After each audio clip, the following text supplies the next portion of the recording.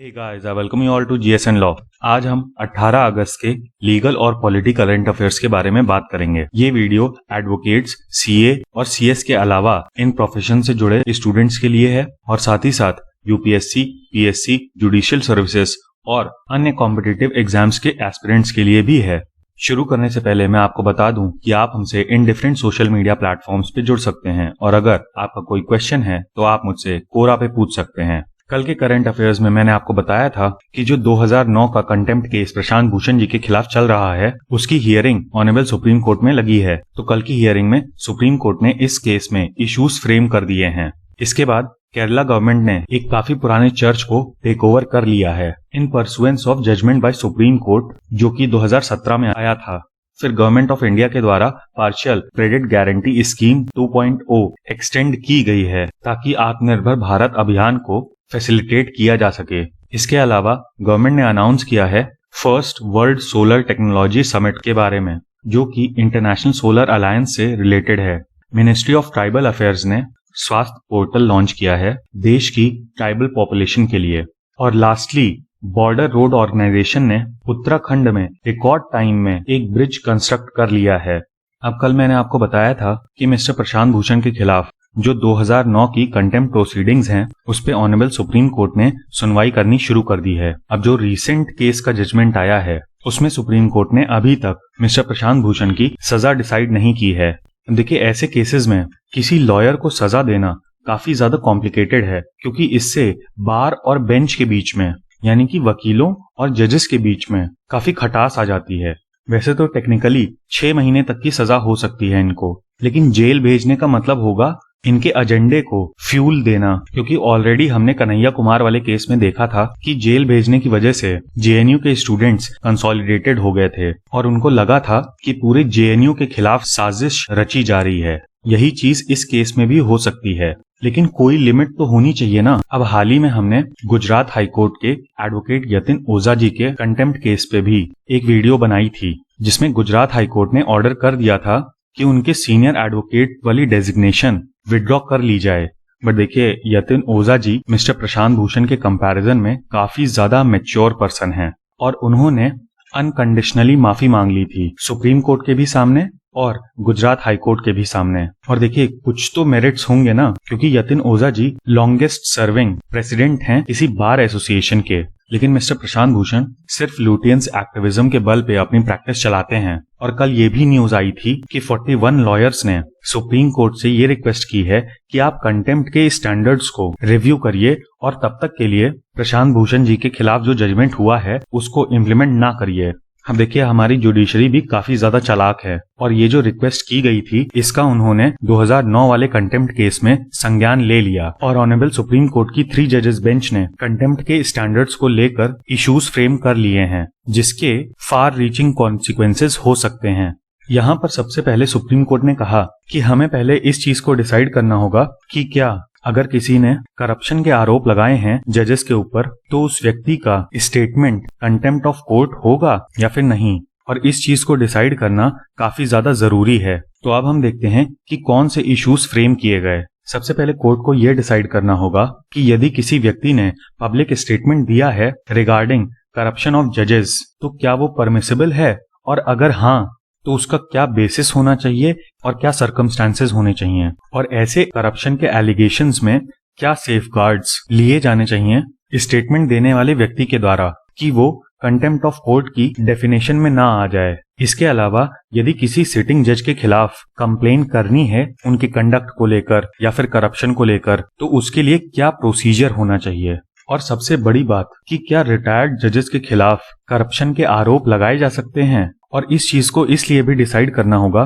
क्योंकि जब रिटायर्ड जजेस के खिलाफ करप्शन के आरोप लगते हैं पब्लिक डोमेन में तो जनरल पब्लिक का कॉन्फिडेंस जुडिशरी पर से कम हो जाता है। फॉर एग्जाम्पल, प्रशांत भूषण जी ने लास्ट 4 सीजेआईज के ऊपर आरोप लगाया था कि उन्होंने डेमोक्रेसी को खत्म कर दिया है। ऐसे में उन चारों जजेस ने जिन लोगों के खिलाफ जजमेंट्स दिए होंगे उनको तो यही लगेगा ना कि उन्हें फेयर अपॉर्चुनिटी ऑफ हियरिंग नहीं मिली है। और यदि रिटायर्ड जजेस के खिलाफ कोई ऐसे आरोप लगते हैं तो क्या वो कंटेम्प्ट ऑफ कोर्ट्स एक्ट में कवर होगा, यानी कि contempt of courts act sitting जजेस के विषय में ही लागू होगा या फिर रिटायर्ड जजेस के विषय में भी लागू होगा। अब इस मामले की नेक्स्ट हियरिंग 25 अगस्त को होगी और ये काफी ज्यादा इंपॉर्टेंट इशू है, तो जैसे जैसे अपडेट्स आएंगे हम आपको बताते जाएंगे। इसके बाद हम बात करते हैं जो केरला गवर्नमेंट ने 800 साल पुराने चर्च को अपने कंट्रोल में ले लिया है उसके बारे में।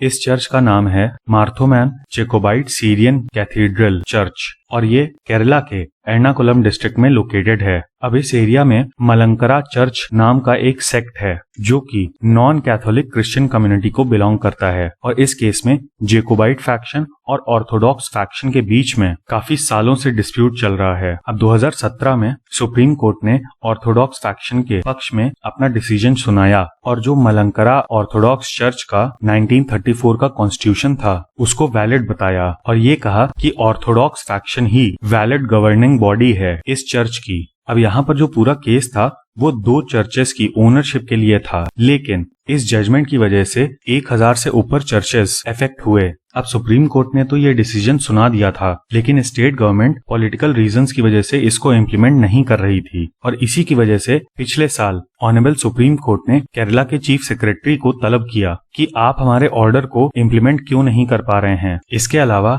जो ऑर्थोडॉक्स फैक्शन था उसने केरला हाई कोर्ट में कंटेम्प्ट ऑफ कोर्ट की पिटीशन डाली। अब देखिए ये सिविल कंटेम्प्ट ऑफ कोर्ट है क्योंकि यहाँ पर एक सिविल केस में जो कि ओनरशिप से रिलेटेड था उसमें कोर्ट ने ऑर्डर तो कर दिया लेकिन उस ऑर्डर का इम्प्लीमेंटेशन नहीं हो पा रहा था। जब केरला हाईकोर्ट के सामने ये पिटीशन आई तो गवर्नमेंट ने कोविड-19 और मॉनसून्स का रीजन दिया कि क्यों वो कोर्ट के ऑर्डर को इम्प्लीमेंट नहीं कर पा रहे हैं। केरला हाईकोर्ट की सिंगल जज बेंच ने स्टेट गवर्नमेंट के स्टैंड को सही बताया था, जिसके फलस्वरूप ऑर्थोडॉक्स फैक्शन लार्जर बेंच के पास चला गया और मैटर 2 जजेस की बेंच को रेफर कर दिया गया और अगस्त 12 को इस बेंच ने एर्नाकुलम डिस्ट्रिक्ट कलेक्टर को अल्टीमेटम दिया कि 5 दिन के अंदर अंदर आप सुप्रीम कोर्ट के ऑर्डर को इम्प्लीमेंट करिए और उसके बाद कोर्ट में एक कंप्लायंस रिपोर्ट सबमिट करिए। अब थोड़ा सा हम इस चर्च की हिस्ट्री को भी देख लेते हैं। ये चर्च 1200 एडी में बना था और हिस्टोरिकली इसको जेकोबाइट फैक्शन मैनेज कर रहा था, जबकि जुलाई 3, 2017 के सुप्रीम कोर्ट के जजमेंट के हिसाब से इस चर्च की ओनरशिप ऑर्थोडॉक्स फैक्शन के पास थी। कुल मिला के मामला यही था कि ओनरशिप एक ग्रुप के पास थी और उस चर्च को मैनेज दूसरा ग्रुप कर रहा था। अब ये church one of the oldest church है केरला का और ये चर्च गॉथिक आर्किटेक्चर का एक बहुत ही अच्छा एग्जाम्पल है। गॉथिक आर्किटेक्चर का मेन फीचर ये है कि इसकी छत काफी ज्यादा ऊंचाई पे होती है और ये स्टाइल ऑफ आर्किटेक्चर फ्रांस से ओरिजिनेटेड है। अब चर्च के अंदर जो भी स्कल्पचर्स हैं या पेंटिंग्स हैं उनमें हमें भारतीय, वेस्ट एशियन और यूरोपियन आर्किटेक्चर का एक ब्लेंड दिखाई देता है और इस चर्च में आने वाले लोगों में से ज्यादातर लोग जैकोबाइट फैक्शन को बिलोंग करते हैं। अब हम बात करते हैं पार्शियल क्रेडिट गारंटी स्कीम 2.0 की और कैसे ये आत्मनिर्भर भारत अभियान में हेल्प करेगा। अब ये योजना इनिशियली 20/5/2020 को लॉन्च की गई थी, जिसके अंतर्गत non banking financial companies, housing financial companies और म्यूचुअल फंड इन्वेस्टमेंट कंपनीज को गारंटी दी गई थी सरकार के द्वारा कि पब्लिक सेक्टर बैंक्स उनके बॉन्ड्स और कॉमर्शियल पेपर्स को खरीदेंगे। यहाँ पर commercial papers short term promissory notes होते हैं जो कि कंपनीज के द्वारा इशू किए जाते हैं। कुल मिलाके एक रिटन डॉक्यूमेंट दिया जाता है इन्वेस्टर को, जिसमें कंपनी उनसे प्रॉमिस करती है कि हम आपको इतने समय बाद एक पर्टिकुलर इंटरेस्ट रेट को ऐड करके आपने जो अमाउंट इन्वेस्ट किया है उसको हम वापस करेंगे।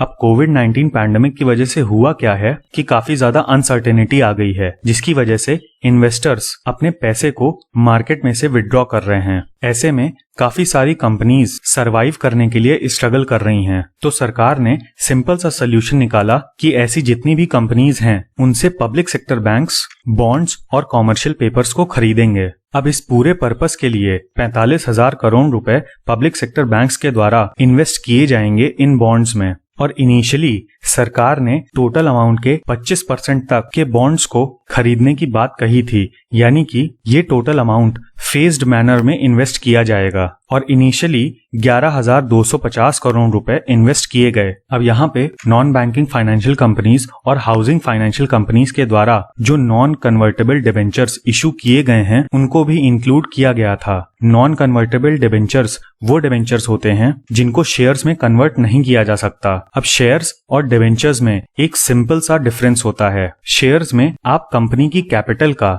या फिर कंपनी के पैसे का एक छोटा सा पार्ट खरीदते हैं और जैसे जैसे कंपनी की कैपिटल बढ़ती है वैसे वैसे आपके शेयर्स के दाम भी बढ़ते हैं। जबकि डिबेंचर कंपनी के द्वारा मार्केट से लोन उठाने के लिए इशू किए जाते हैं। मतलब शेयर्स की तरह डिबेंचर्स में कंपनी की कैपिटल पे आपका कोई अधिकार नहीं होता। यहाँ पे उन नॉन कन्वर्टेबल डिबेंचर्स को इंक्लूड किया गया है जिनकी मैच्योरिटी डेट 3 महीने तक की है और जिनको फर्दर 3 महीने तक बढ़ाया जा सकता है। तो इस मैच्योरिटी डेट को एक्सटेंड किया जाएगा एज पर दी नीड। अब मैच्योरिटी डेट क्या है? मैच्योरिटी डेट वो डेट है जिसके लिए कंपनी प्रॉमिस करती है आपसे कि वो इस डेट पे आपके अमाउंट को रिटर्न ऑन इन्वेस्टमेंट के साथ या फिर इंटरेस्ट के साथ वापस कर देगी। अब यहाँ पे क्योंकि public sector banks in debentures को खरीद रहे हैं तो 6 महीने तक इस मैच्योरिटी डेट को एक्सटेंड किया जा सकता है। अब यहाँ पे गवर्नमेंट ने क्या मॉडिफिकेशंस किए हैं? पहली चीज तो 3 महीने का एक्सटेंशन प्रोवाइड किया जाएगा मैच्योरिटी डेट पे। उसके अलावा जो इनिशियली 25% ऑफ 45,000 करोड़ इन्वेस्ट किए गए थे उसको बढ़ा के 50% कर दिया जाएगा। अब इस योजना से गवर्नमेंट की एक्सपेक्टेशन ये है कि पब्लिक सेक्टर बैंक्स को और भी ज्यादा फ्लेक्सिबिलिटी मिलेगी बॉन्ड्स और कॉमर्शियल पेपर्स को खरीदने के लिए। अब ये आत्मनिर्भर भारत अभियान से कैसे जुड़ा है? हमारी जो डोमेस्टिक कंपनीज थी जिनमें नए इन्वेस्टमेंट नहीं आ रहे थे और वो नए प्रोजेक्ट्स नहीं शुरू कर पा रहे थे, उन कंपनीज को इससे बहुत बड़ा बूस्ट मिलेगा। साथ ही साथ किसी फॉरेन एंटिटी के पास इन्वेस्टमेंट के लिए जाने की बजाय कंपनीज पब्लिक सेक्टर बैंक्स से ही इन्वेस्टमेंट मांग सकती हैं। तो जो हमारी मार्केट वल्नरेबल थी कि माइट भी ऐसी परिस्थिति में कंपनीज चाइनीज इन्वेस्टमेंट ले लें या फिर कोई और फॉरेन इन्वेस्टमेंट ले लें, उस रिस्क को काफी हद तक कम किया जा सकता है। अब गवर्नमेंट ने अनाउंस किया है first world solar technology summit. अब आपकी जानकारी के लिए बता दूं कि ये इम्पोर्टेंट क्यों है। International solar alliance ISA Bharat के द्वारा इनिशिएट की गई एक इंटरनेशनल परियोजना है या फिर हम कहें कि एक इंटरनेशनल ऑर्गेनाइजेशन है जिसका हेडक्वार्टर गुरुग्राम में है। इनकी अपनी एक असेंबली है, जैसे यूनाइटेड नेशंस जनरल असेंबली है वैसे ही, और इनके प्रेसिडेंट का नाम श्री RK सिंह है। और इन्होंने first world solar technology summit के बारे में जानकारी दी कि ये एक वर्चुअल प्लेटफॉर्म पे ऑर्गेनाइज किया जाएगा 8 सितंबर 2020 को। अब वर्चुअल प्लेटफॉर्म मतलब वाया इंटरनेट या फिर वीडियो कॉन्फ्रेंसिंग। अब इस समिट का मेन ऑब्जेक्टिव है कि सोलर एनर्जी को हार्नेस करने के लिए नई टेक्नोलॉजी सामने आए ताकि और ज्यादा एफिशिएंटली सौर ऊर्जा को हार्नेस किया जा सके।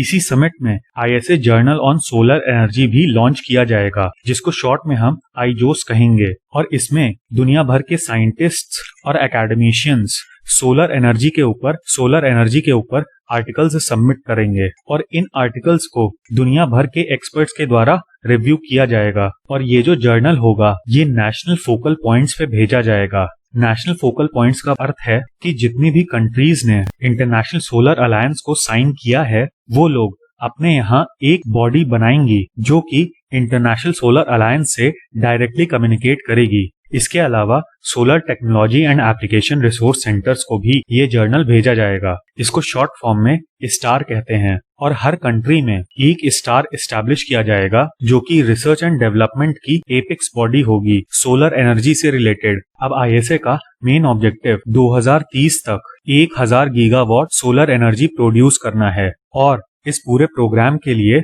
$1000 इकट्ठा करने होंगे। अब ISA का विजन ये है कि एक पूरा इकोसिस्टम बनाया जाए जो कि सोलर एनर्जी पे डिपेंडेंट हो, क्योंकि आपको भी पता है कि सोलर एनर्जी रिन्यूएबल रिसोर्स है और पेट्रोलियम प्रोडक्ट्स की तरह इसकी कोई कमी नहीं होने वाली। अब सवाल बनता है कि इनके पास इतना सारा पैसा कैसे आएगा कि ये पेट्रोलियम या फिर कोल से सोलर एनर्जी पे शिफ्ट हो जाएं। इसके लिए ISA ने जो स्ट्रैटेजी बनाई है वो काफी अच्छी है और इसके तहत धीरे धीरे करके कोल और पेट्रोलियम से अपनी डिपेंडेंसी कम करनी होगी और इस प्रोसेस से जो पैसा बचेगा उसको सोलर एनर्जी के रिसोर्सेज को डेवलप करने में लगाया जाएगा। और ये पूरा programme sustainable development goal number 7 को ध्यान में रखते हुए बनाया गया है, जिसमें यूनिवर्सल एनर्जी एक्सेस की बात की गई है। अब प्रेजेंटली इंटरनेशनल सोलर अलायंस में 67 कंट्रीज हैं, जिनमें पर्टिकुलरली उन कंट्रीज को शामिल किया गया है जो कि धरती के ट्रॉपिक जोन में आती हैं, यानी कि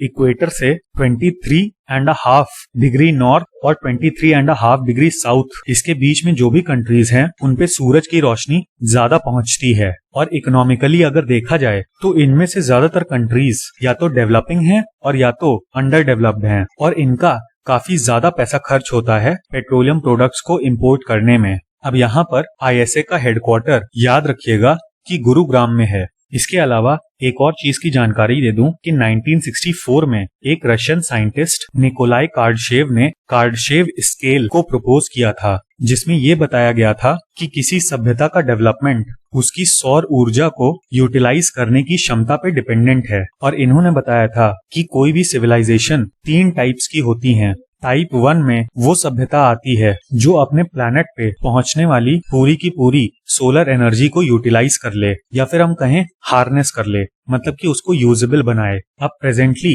जो मानव सभ्यता है वो टाइप 1 में नहीं पहुंच पाई है, और अभी भी जो हमारा मेन सोर्स है सोलर एनर्जी को यूटिलाइज करने का वो एग्रीकल्चर है, क्योंकि सूरज से निकलने वाली एनर्जी ही एग्रीकल्चरल प्रोड्यूस में आती है, जिससे उसकी न्यूट्रिशनल वैल्यू बढ़ती है। तो अभी हम लोगों को टाइप 1 में पहुंचने में बहुत ज्यादा समय लगेगा, और अगर इंटरनेशनल सोलर अलायंस सक्सेसफुल हो गया तो ये चीज समय से पहले होने की संभावना है। अब टाइप 2 सिविलाइजेशन में वो सभ्यता आती है जो कि अपने सूर्य से निकलने वाली जितनी भी एनर्जी है उसको यूटिलाइज कर ले, मतलब सिर्फ धरती पे पहुंचने वाली ही एनर्जी नहीं बल्कि सूरज से जितनी एनर्जी निकल रही है वो सब हार्नेस कर ले। और टाइप 3 में वो सभ्यता आती है जो कि अपनी पूरी गैलेक्सी के जितने भी स्टार्स हैं या सूरज हैं उन सब की एनर्जी को हार्नेस कर ले, यानी कि यूजेबल बना ले। और ये स्केल साइंटिफिक कम्युनिटी में एक बहुत ही बड़ा लैंडमार्क मानी जाती है ह्यूमन सिविलाइजेशन के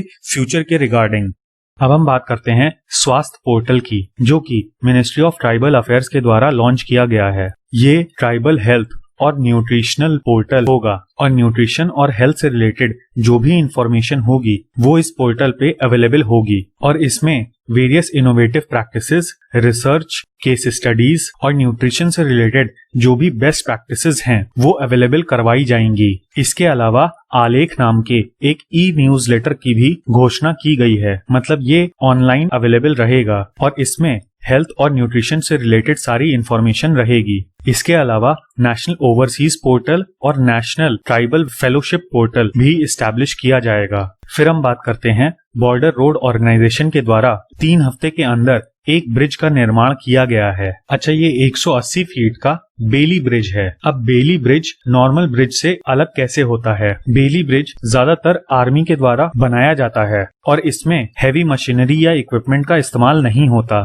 बल्कि स्टील कंपोनेंट्स को असेंबल करके ये ब्रिज बनाया जाता है। ये ब्रिज पिथौरागढ़ डिस्ट्रिक्ट के जौलजीबी सेक्टर में बनाया गया है और सबसे अच्छी बात ये है कि 3 हफ्ते के अंदर अंदर इस ब्रिज को कंप्लीट कर दिया गया अगस्त 16 को। इसके पहले यहाँ पर एक कंक्रीट ब्रिज हुआ करता था जो कि 27 जुलाई 2020 को बादल फटने की वजह से बह गया था। अब ये जो एरिया है ये काफी ज्यादा डिजास्टर प्रोन एरिया है और यहाँ पर आए दिन फ्लड्स आया करते हैं, जिसकी वजह से जौलजीबी और मुंशियारी के बीच में 66 किलोमीटर लंबी रोड डिस्कनेक्ट हो जाती है। और ब्रिज को बनाने के दौरान भी काफी ज्यादा लैंडस्लाइड्स आए थे और बारिश हो रही थी, लेकिन फिर भी बॉर्डर रोड्स ऑर्गेनाइजेशन ने इसको बहुत ही कम समय में कंप्लीट कर लिया। ये ब्रिज की एक फोटो है जिसको आप देख सकते हैं। तो ये था हमारा एनालिसिस 18 अगस्त के करंट अफेयर्स का। उम्मीद है कि आपको ये वीडियो पसंद आया होगा और इस वीडियो का PDF आपको हमारे टेलीग्राम चैनल पे मिल जाएगा। और अगर आप रोज इन करंट अफेयर्स से अपडेटेड रहना चाहते हैं तो हमारे चैनल को सब्सक्राइब करके नोटिफिकेशन आइकन को जरूर प्रेस करें। Thank you. जय हिंद।